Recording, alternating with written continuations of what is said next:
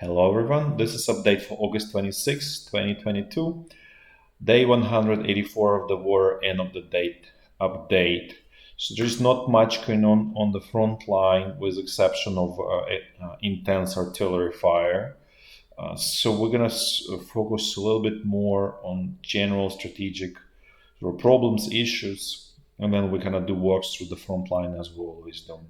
So the first most important news of the day was the speech by Jerome Powell, who is head of the Federal Reserve, which is U.S. equivalent of the central bank, and that's essentially that's the most important central bank of the central banks in the world, because it really sets the interest rate policies that drive the rest of the world. And in many ways, the rest of the central banks are following that.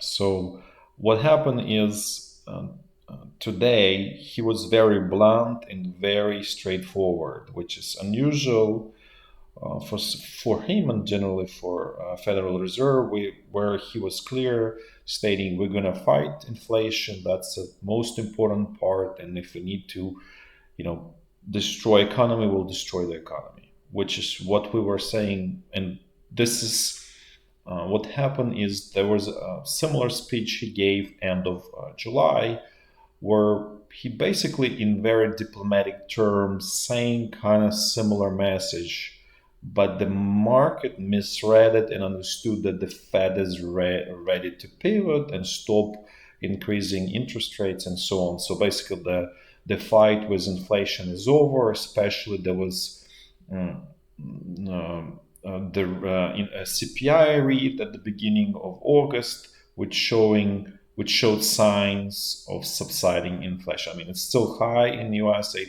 think it was 8.5%. But nevertheless, the investing sort of managers, they all thought, okay, that's it, that's over. Essentially, the interest rate increases will be very minimal going forward, maybe another 50 basis points, maybe something more than that. But the idea was, okay, Fed is pivoting. We can now invest into equities and sort of kind of going back to normal.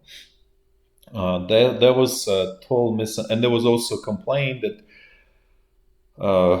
chairman of the Federal Reserve was not very clear during that end of July speech, and so on, and they couldn't understand. I mean, it was pretty clear that the message was clear that the Fed is going to fight inflation.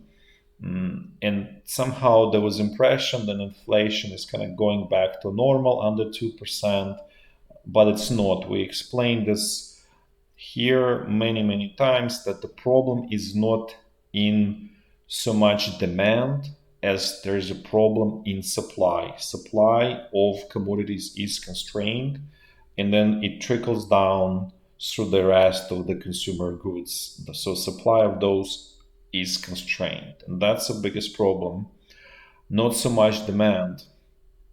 And so but the problem was, let's say, Federal Reserve and central banks, and which was stated actually very clearly by Jerome Powell today, is that they can only affect really demand side of the equation. So basically, consumers who want to buy goods, consumer goods. So because they cannot increase supply of consumer goods, right, and commodities. So what they do, they like, okay, we're going to cut demand for those consumer good commodities and everything to the level of the supply we have available right now, right? So in order to bring inflation under control, right? And this really means that the cuts that needs to be done are going to be pretty severe. And that's a whole problem we're trying to explain to our viewers, is in a way the Federal Reserve does not belong to itself. Maybe they don't want to do this, increases in interest rates, but they will have to, because the system is on the edge of totally breaking down. And they don't, at that point, they have no choice. They have sort of situation, save the system or save the consumer, and they will save the system, because the ultimate goal for them is to keep the system running into the future. And so So this is dynamic we're having here between the central bank and the supply and demand. And really, the solution, we mentioned this many times before, is the supply side, increasing supply of commodities. And that's why we mentioned many times before here is that constraining, energy supply and all sort of supply of commodities from Russia is not really a solution. It only aggravates the problem, and it really helps Russia because it increases prices of everything, not by like 10-20%, but look at the natural gas, 2, 3, 4, 5 times, right? So they don't even need to sell as much. They can sell a lot less and still earn the same money, maybe even more. So again, this is a problem, and this problem is really coming from the legislative and executive branches of the power in the West. That's driving those economic policies, energy policies, and food policies. And unless they change, there will be pretty big disaster going forward sometime next year. So, for example, we spoke about this fertilizer. So we dig a little bit into numbers. It turns out that Russia controls 25% of the nitrogen fertilizer market, right? So if Russia is not supplying that 25%, and we mentioned before this Grupa Azoty in Poland stopping, which is second largest, Yara is reducing by third, I think it was something like third, and Yara is which is a Norwegian company, which is probably one of the largest producers. We don't know for sure, but we're pretty sure that it's one of the top producers as well, because that's actually they are um, also producer of natural gas. So it's very logical that portion of natural gas they convert into fertilizer to increase value add. So basically, if let's say we remove 25% from Russia, then the rest of the producers reduces by third. We probably have like 50% or less of fertilizer on the market. And we discussed this before that the yields we have to support the current population are based on heavy application of fertilizer. If we reduce that application of fertilizer, the yields of the all kind of grains gonna go down significantly. And so this is recipe for really famine in the world, which may touch also, let's say, vast or developed world, not only poor countries, but this obviously will lead to all sort of social unrest and all sort of problems. So this is hopefully this helps to understand the whole big picture dynamic of the whole system, how everything is kind of linked, and how everything is where it's all moving and how it all works. Now going back a little bit to this natural gas situation.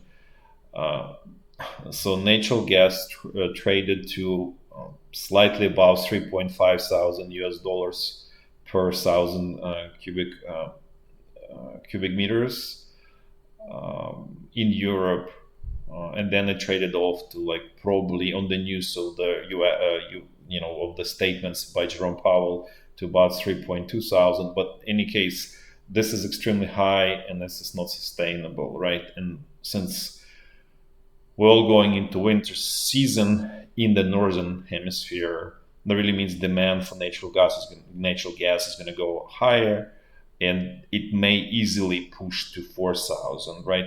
Which at that point, everything is going to be completely disastrous. And for example, some of the weaker links in this whole energy electricity system probably starting to sort of fall apart. There are news that in Kosovo they starting doing like sort of, let's say, controlled blackouts in order to conserve electricity and be able to provide some electricity. So I think every 6 or something hours or 12 hours they turn down certain regions for a certain amount of time. Basically, the sort of weak links started to fall apart. That really tells you that then the next sort of up upstream sort of countries that like a little bit stronger than Kosovo will start to fall apart. So the situation is sort of very real, and for that reason, there is also calls from, say, I think Czech Republic for emergency meeting among all of the leaders to address this energy problem and power generation problem and so on. And the idea there is basically, oh, we're gonna give money, but the problem is it's not the problem of the money, right? You don't have energy, so you can print money as much as you want, but it doesn't print you energy, and that's where the really, I'll say, rubber meets the road. You cannot get out of this situation by just saying, okay, we're just going to increase, you know, number of, of the debt in circulation. It's only aggravates the problem. It will even push inflation higher. So the problem is actual physical commodities that are not there, not available.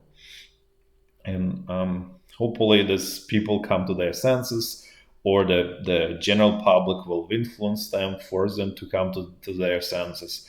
But so far it looks extremely um, dangerous where everything is going.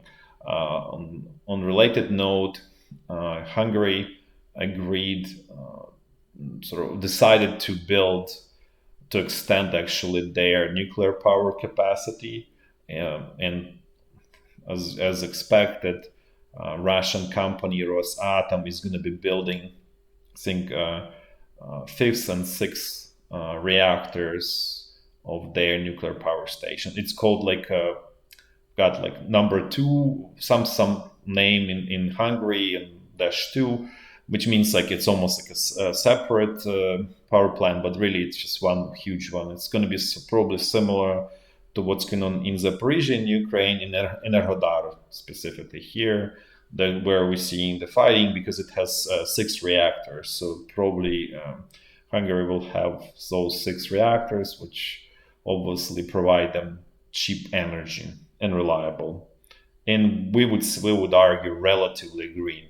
There are obviously problems there, but immediate situation doesn't produce any sort of, how to say, harmful, sort of, I don't know, basically doesn't produce much of the harmful, except you have a big problem with radioactive waste from that. Then also in other news, Russia now trying to talk to Indian national gas distribution company called GAIL, GAIL. We don't know much about them, but basically that's the company that's distributing natural gas apparently to residential and commercial Indian consumers, so that Russia will be now supplying natural gas to India, since Europe is not taking. The only problem is going to be LNG, and Russia does not have large LNG fleet, or pretty much doesn't have any, and so getting basically like getting to deliver that's going to be the challenge for the Russian side. But nevertheless, they're trying to redirect again to India, similar as with crude oil, and we wouldn't be surprised if something similar may be happening with China. At the same time, what is another interesting news is that Russian coal, Russia is having problems selling that. There is not enough demand, let's put this way, so far. So there's a lot of Russian coal being sort of built up, and even with Russia offering 50% discount, there's not enough takers basically right now. So this is kind of like quick update on all of this macroeconomic slash energy slash food situation that's in very dangerous sort of state, and hopefully does not sort of go into really difficult situation for everyone. Now let's mention a little bit about Ukrainian energy situation. So we discussed that the nuclear power plant in Enerhodar was shut down, yesterday. Then today, Ukrainian sort of authority, energy authority, tried to restart one of the reactors, and they claim that they restarted one of the reactors and it started producing electricity. It's unclear if it's actually being supplied anywhere to Ukrainian side or the Russian occupied territories. But the Russian side is claiming that they sort of basically the whole power grid off taking power grid was cut off. So it's unclear. It seems to us that the future of this nuclear power plant is that it's going to be shut down because Russian side doesn't want Ukraine to use that electricity because for obvious reason it weakens Ukraine, it makes it much more vulnerable and potentially incapable to survive through the winter. And then Ukrainian side doesn't want Russian side to use that to connect it to Russian power grid because of for obvious reasons, right? So essentially, this probably what's going to happen here is that it's going to be in shutdown mode, and maybe that's probably the safest sort of solution for everyone. So there is no any kind of like nuclear accident happening there. In now, let's switch a little bit to military situation and specifically discuss this increase in Russian troops that we discussed yesterday. That Russian president increasing number of Russian troops by I think 137,000 people. So from 1.9 million to 2.04. Let's put it this way. And so we mentioned that out of that 2.04 million, about 1,150,000 actual sort of military units. The rest is just some kind of administrative, basically bureaucracy and fluff that's totally not adding any value. So this 137,000 includes that sort of administrative fluff, but complete fluff, basically complete bureaucracy. So the real number that goes into the units we didn't convert, but it's probably 60 to 70,000 people, maybe up to 80. And many sort of analysts are claiming, oh, this is large increase in Russian army. This is sign that Russia is sort of like actively and aggressively increasing its army. It's actually not the case.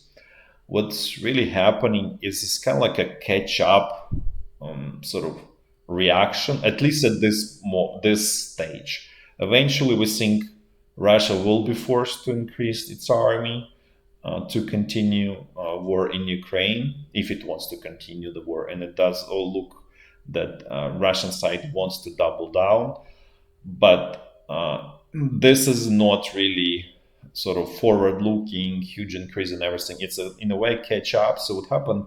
We mentioned this before that there are these Wagner mercenaries, which were sort of like on the front line, but it's technically it's a private company, but really it's just sort of part of the Russian KGB. And it's really part of the Russian military, except that it allows Russian government to say, "Oh, whatever they do, we're not responsible. It's a private, right? So you can do whatever you want, but you're not taking responsibility for it." That's excellent tool, generally speaking. And so there are these Wagner mercenaries, and then we mentioned that each region in Russia is forming some kind of battalion to be sent to the front line in Ukraine. Not all of them formed. I think there are about 40 regions. Let's say third, we don't know for sure, but about third, maybe even 40% didn't form anything. The remainder formed something. Many of them not full strength. So let's say this number is about 20,000 people that they formed, plus probably like Wagner mercenaries, another like 20, 30, 40,000. So basically all of the 60, 70,000 people that are going into actual military units is essentially legalizing all of these battalions battalions that are being formed, that's sort of like Russian equivalent of Ukrainian militia. It's not exact, but sort of kind of like directionally. And then all of this Wagner mercenaries. So basically, they all being brought up under the umbrella of the Russian army. And the reason for that is because for the pay, for the reason of the payment, and then if something happens to these people, then they receive all of the sort of whatever like help from the government that you receive in those cases, like they become veterans and so on. So for them to be like sort of to bring them into the legal system and to receive all of that benefits from the legal system, they need to be part of this Russian army. So this is really what's happening there, is they're basically just legalizing all of these battalions and this Wagner mercenaries, so they can receive all of those benefits. So this is that's why we explain this is kind of like a catch-up situation. It's not forward-looking and it's not in new increase. It's basically this increase already happened. This is just legalizing and putting this increase in order, basically. So this is what's going on with this increase of the Russian military. Now let's actually move to actual Frontline, and we're gonna discuss a little bit the HIMARS attacks against the bridges across Dnipro River. So there were videos showing very clearly that the Antonievsky Bridge is damaged enough that you can only pass it by foot.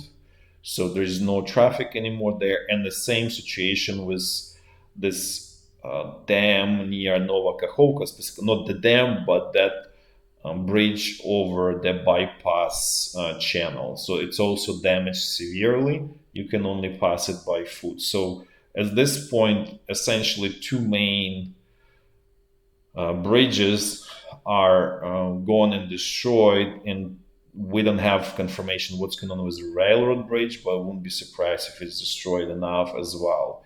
So remains to be seen how this is going to all play out. It will be interesting to see how it all affects all of those Russian attacks near Snihurivka that we mentioned and discussed. Because they all require a significant amount of ammunition, specifically artillery shells. And if these three main bridges are destroyed, or well, destroyed in a sense that you cannot just use, you cannot use like by trucks or by the trains, which are needed to supply artillery shells in a large number.